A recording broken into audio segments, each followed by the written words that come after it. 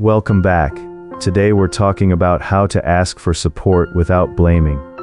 And I want to be honest with you, this one can quietly cost you peace, sleep, connection, and even respect. Because the moment someone feels accused, they stop hearing your need and start defending their character. First, you'll see why a normal request can sound like a character attack, even when your heart is simply tired. Second, you'll learn the sentence that moves the conversation from accusation to honesty. Third, you'll see why one specific request works better than a full emotional case file. Fourth, you'll learn how to ask firmly without making the other person feel small. And fifth, you'll get the repair line for those moments when stress already pushed blame out of your mouth.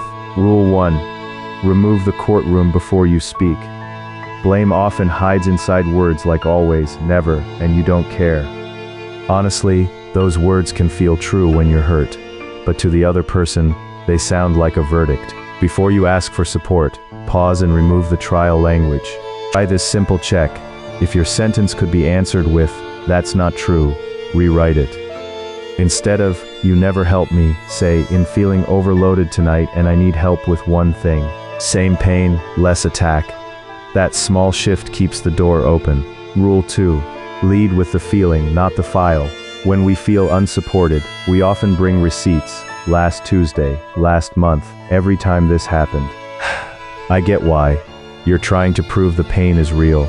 But in relationships, too much evidence can make the other person prepare a counter case. Start with the present truth. I'm feeling alone in this, and I don't want to fight. I want us to solve it together. That sentence does something important. It tells them you are not attacking their identity. You are inviting them into the problem with you. Rule 3. Ask for one action, not a personality change. "Please support me more" sounds reasonable, but it's too blurry. The other person may honestly not know what to do. A clear request sounds like this: "Can you handle dinner tonight? Can you sit with me for 10 minutes? Or can you check in before the meeting?" Here's what nobody says out loud. Support becomes easier when the next step is visible. A loving person can still fail a vague request, so give them a shape, a time, and a finish line. Not because they are careless, but because clarity protects both of you. Rule 4. Protect their dignity while protecting your need. This matters because people rarely become more generous when they feel humiliated. You can be firm and still kind. Try, "I know you care about me, and I still need this to change." That keeps respect in the room. A dignity bridge has 2 parts. First, assume care. "I know you didn't mean to leave me carrying this alone."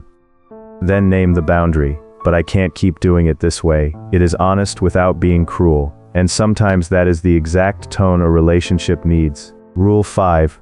Repair the tone before defending the point. If it came out sharp, don't spend 5 minutes proving you had a reason. Say this: "I said that badly. I am not trying to blame you.